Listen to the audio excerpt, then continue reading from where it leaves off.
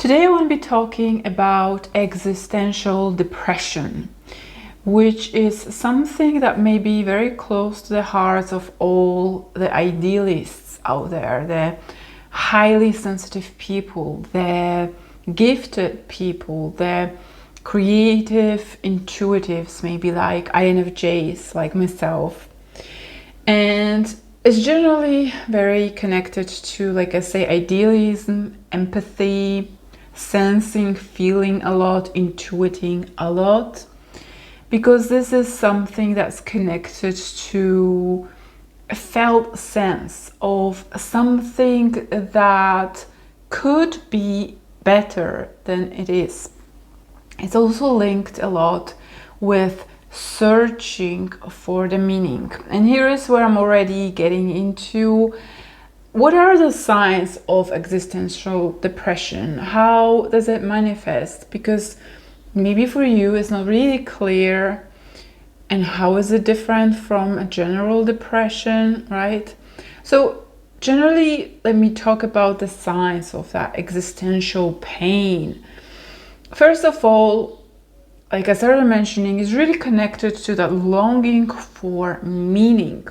There could be a lot of questions coming up in a person with that existential depression about the meaning of life, about God, about why do people do such bad things? Why people don't understand there could be so much better world for us?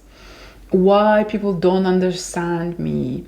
Why things work in the way as they do in our systems, in the world generally, when we think and talk about systems like economical systems, maybe capitalism, maybe patriarchy. There could be a lot of questions that are coming to that kind of person with a lot of sense of helplessness, like they cannot do anything about this, and there is such an overwhelming scale of that problem that is bothering them, and they feel very alone with something so huge.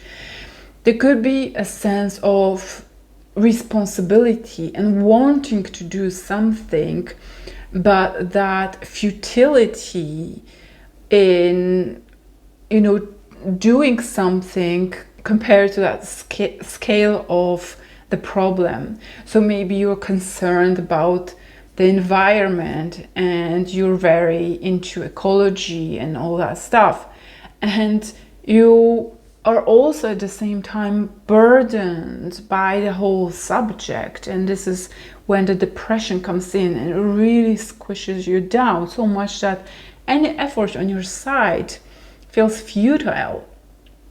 It can also be linked with all kinds of lack of motivation, which is very related to what I was just saying, in all kinds of ways of acting and pursuing some goals, of passions.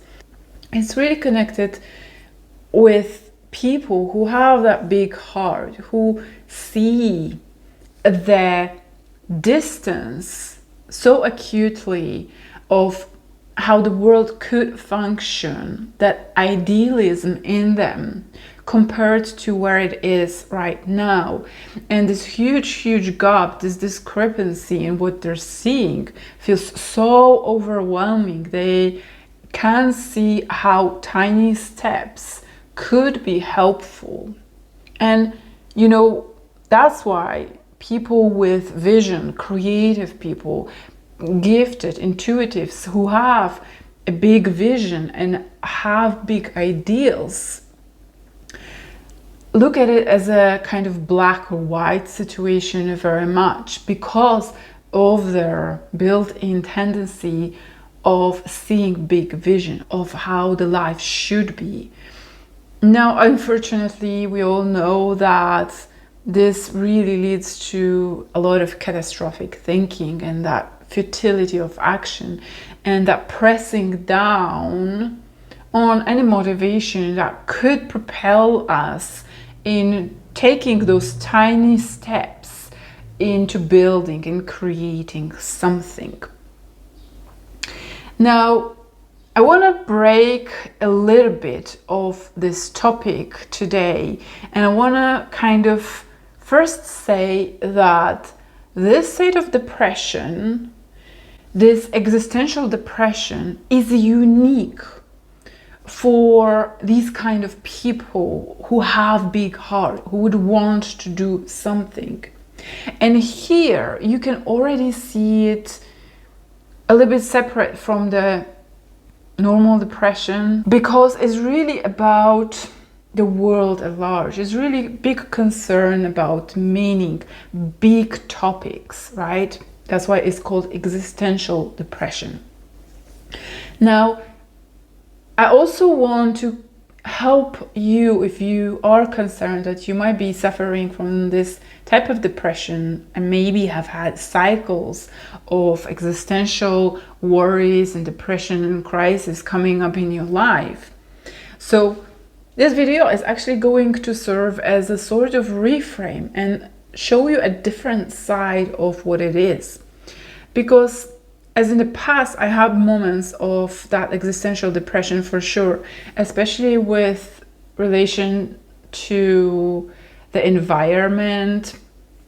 I would have times when I heard some news or I saw a movie that really felt deeply in me and aggravated that worry about environment and the scale of the problem, then I could have days on end when I would just feel super down and I couldn't pull myself out of this situation, which was really not easy.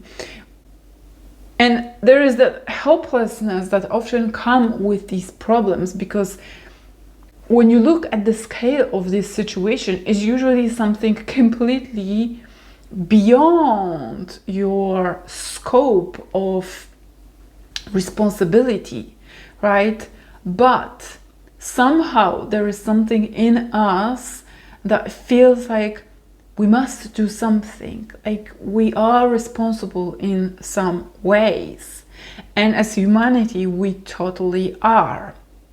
But I want to start by saying, first of all, that this type of depression is not unhealthy.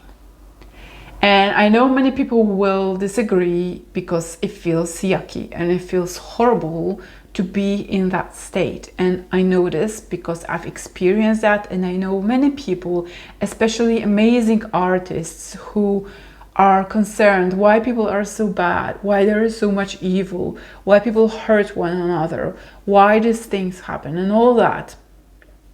They ask a lot of big questions. And for me, when I didn't see the meaning in life, I was asking the same big questions. Luckily, for quite some time, I've not been having these states. And a big part of it comes to my understanding of this existential pain. First of all, like I started saying, it's not unhealthy. And actually, it's healthy to have that. Select people experience that because select people are evolved enough to experience that kind of pain, to experience pain and worry about the entire world. So this is the first thing I want to bring up. If you have this existential worry, it means you are way more evolved than many people who are completely self-absorbed. And this is what makes you different. Now, this is also healthy because it is akin, this type of depression is akin when you zoom out to the cycles of creativity, natural cycles, the ebb and flow of creativity of a human being and creativity in general on the planet.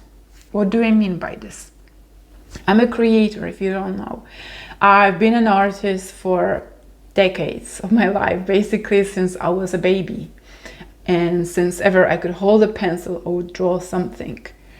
And there is artists in me all the time. And over the many years of trying to push myself to do certain activities, to be more productive, to be more functional in this capitalistic world, as in what it demands, so be on the clock all the time and be churning out like in a factory things, this didn't work for me and I burned out. And I've been exploring and analyzing cycles of creativity ever since, and all through the time I've been observing how nature is creating, how people are creating when they are given all the space and all the freedom to do so. So the natural state of creativity, and this is important for the subject of existential depression, is that there are times when there is void, when a person might be completely bored, when they're sick of something, when they've been doing something for quite some time and maybe they've achieved a certain degree of mastery or skill, or they've explored the subject to an extent that it feels perfectly satisfying and they no longer want to do it, like myself. Then you hit that state of void. And in nature, how it looks like winter.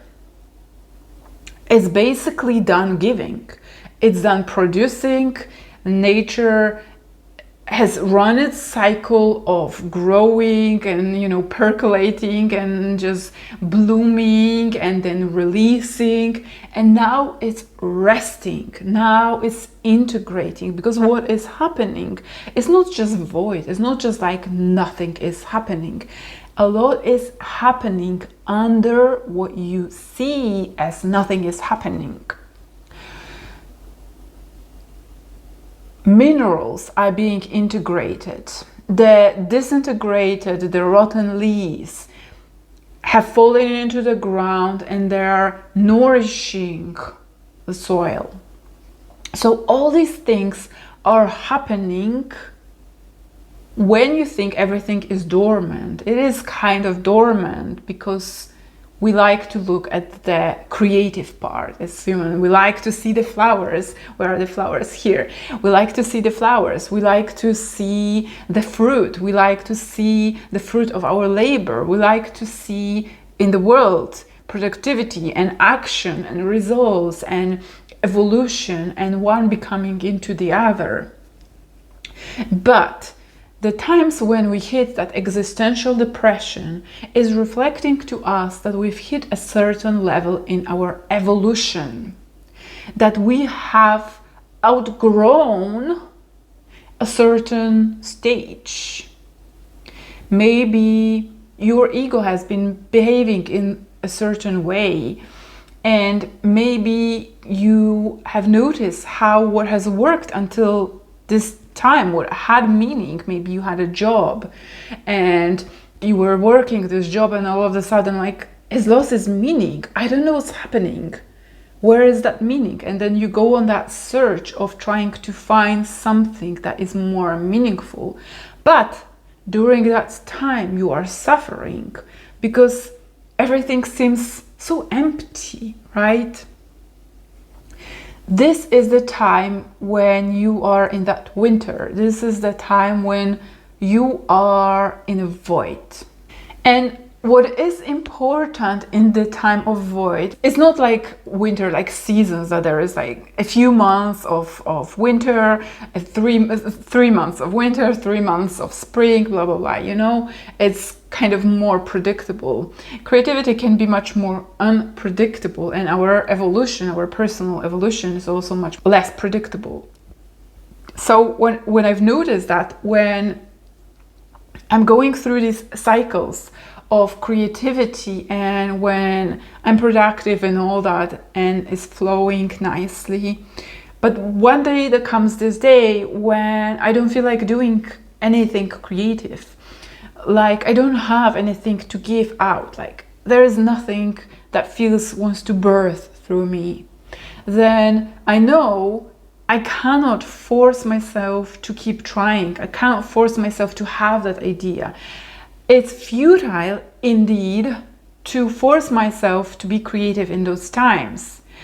It is futile and it's completely stupid for me to force myself or to try to guilt myself into doing something or feel bad about the fact that I have a day of not doing anything. And you can even go and see on my channel, there were times when for months on end I wouldn't record anything, and there was no pressure that I would have to. There was no FOMO, as in, oh my god, people will switch off my channel. I don't care. It's my creativity, and if I feel like I have nothing to create, then I'm not creating. I'm not forcing it.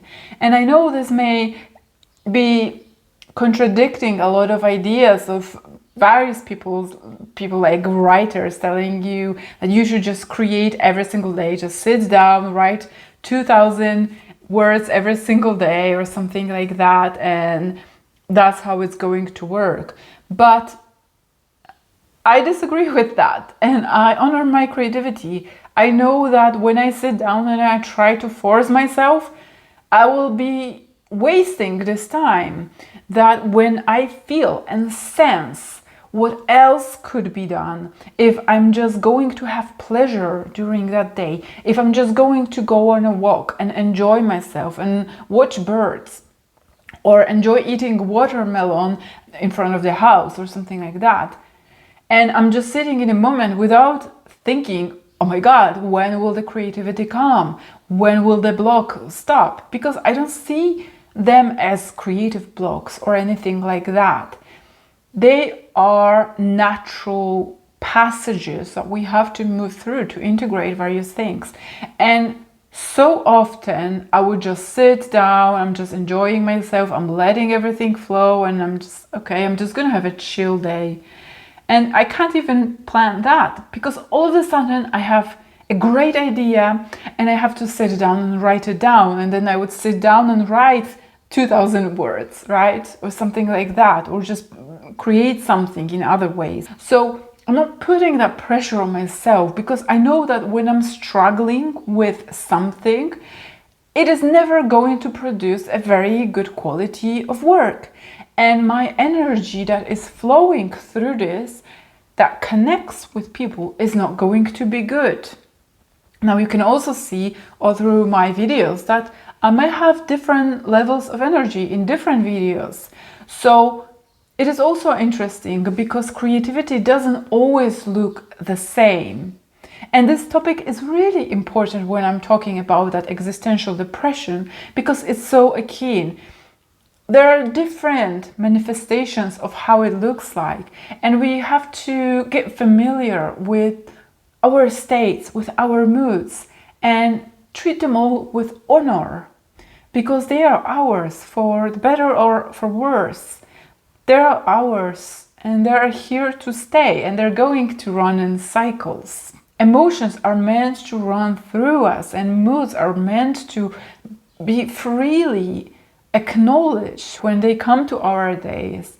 And this is my passion to talk about this because we don't allow this all too often. Our society is largely and fundamentally repressed, where there is a constant force on trying to numb out all the emotions, trying to suppress, trying to squish them because they're uncomfortable, they make us dysfunctional, they make us less creative, they make us, I don't know, whatever is uncomfortable, what doesn't allow us be as predictable as we would like to be, you know. So going along with certain plans, going along with certain agendas that our ego has. And at this point I can only laugh at this, looking at my life, and I've built my life entirely to be free. I've lived my life through various crises, which each crisis, there were various nature of these crises, but each crisis allowed me to let things fall away, let things fall down and disintegrate, rot, break to pieces, where I was able to grow on top of it. And every single time when I was able to spend some time on integrating, on drinking these lessons from this void, from these dark periods of my life, the bounce back was always so much higher. There was so much authenticity and intentionality each time I would bounce back from these stages, that people who are struggling through these times, and including myself in the past, are not able to do, because there is so much suppression going on, there is so much not allowing, there is so much agenda that kind of detracts us and really wants to play the biggest parts. So it can take hours, or it can take days, or it can take months, so the scale can be different. That's why I'm really bringing this subject of creativity into talking about existential depression, because it's so similar. There is always time when you will come out of the surface, when you allow yourself feel however you feel, when you allow this pain to wash through you and stay with yourself gently and compassionately as it does. Our emotions run in cycles, and this is important. Emotions is energy in motion, and they run through our body, ideally when they are unblocked, when they are not too repressed. That's why relaxation and embodiment and the things that I always suggest doing are super important, because they allow freedom in our body, in our entire system, for the emotion to run through, cleanse itself through the cycle, and clear the way and bring something new. It's a natural process. We don't have to force it. We don't have to work on it. We don't have to guilt ourselves into feeling better. We don't have to solve all these questions that are being asked when we are asking about the state of environment, why people are mean, why are they evil, why there is so much hatred, why there is so much selfishness, greed, why these things happen, why life doesn't feel like it has a meaning. All these questions, they're very, very important. But in these times is not the time to answer those questions. In these times, when you hit existential depression, is a time to integrate, like the winter integrates everything that has fallen down. It integrates it into becoming some opening and birth of something new. And the magic is actually in allowing this stage, because when we allow, it sometimes is as simple as just taking a few hours. I don't mean it like you will give yourself that minute. I'm gonna take a few hours and that's gonna be it, because you have to be patient. So allowing is the key word here, where you allow that feeling to wash through you. You can be certain that something will come up. And really what it allows us that energy to come up. Depression, the word indicates suppression. We suppress the feeling. That's why it's existential depression, not just because we're sad. This is not the point. We're sad because we are suppressing the sadness. We are suppressing what could be done. And we are suppressing the feeling because it feels so overwhelming. And this is where depression really comes from, whether that's existential depression or regular or clinical depression or whatever we call it. Now, when we allow it, what is good out of it, right? Still the environment is, not taken care of. Your meaning of life is not being found. Your job is still shitty, maybe. Maybe there's still evil in the world. But what happens when you allow it? what happens is you reconcile the forces, you have integrated all these elements, and this is when you feel more resourced to go out and do something. And remembering that it's tiny steps, like in nature. You have to first plant a seed, you have to water the seed, you have to do all these things before anything blooms. And we do it in tiny steps, tiny parts, tiny increments. Create bigger change. And you don't have to do everything. You don't have to change entire environment.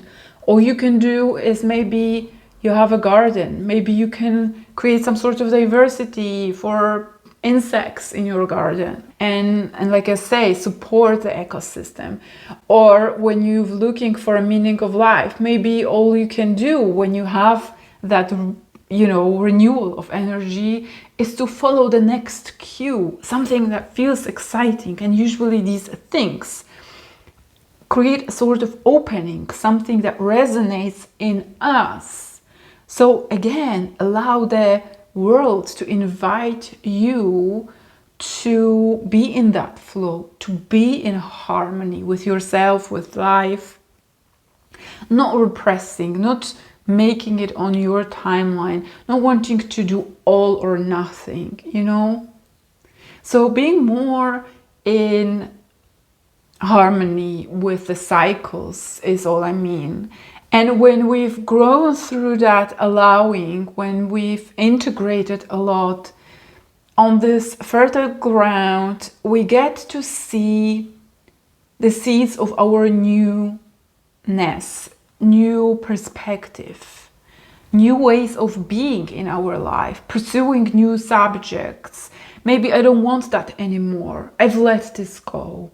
It feels like I'm done with it, and you're moving onto more authentic path. You're taking another more authentic step, because this existential depression, really what it allows us is to sieve through what no longer works, what can disintegrate, and what we can integrate as lessons and energy and all that into something new, into creation, renewing ourselves, reinventing ourselves, getting more aligned, or becoming more intentional, creating what your souls want to create, not what others would like for you to create.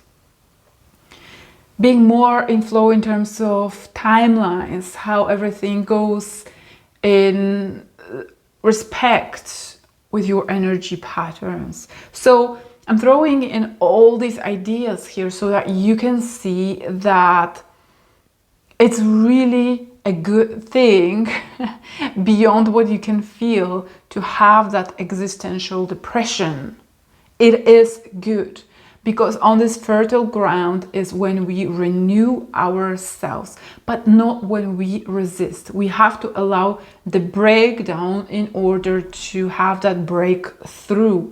And the breakthrough is always going to be to another level, where we look at our older selves from a higher perspective. And this is an amazing thing, as if you are growing all the time through life and becoming more of yourself. And this is something I talk a lot about in my channel, that we really need to harmonize more with these cycles and with our core that is always propelling this evolution, this becoming. But sometimes when you look up close, when you zoom in, I'm feeling so bad this day, I would wish to do this, I want my life to look like that, why doesn't it look like that, why is it? And you're zooming in too tightly. But when you open up, when you take a few steps out, when you've allowed this to sit, you see that there's always another stage when you've grown out of this as well. And if you want to know more, I talk a lot about this also in my newsletter, which I really encourage you to subscribe to. You will also get my free masterclass talking about navigating the choice making. So definitely sign up to my newsletter. The link is in the description of this episode. For now, thank you for listening. Thank you for watching, and I will talk to you very soon.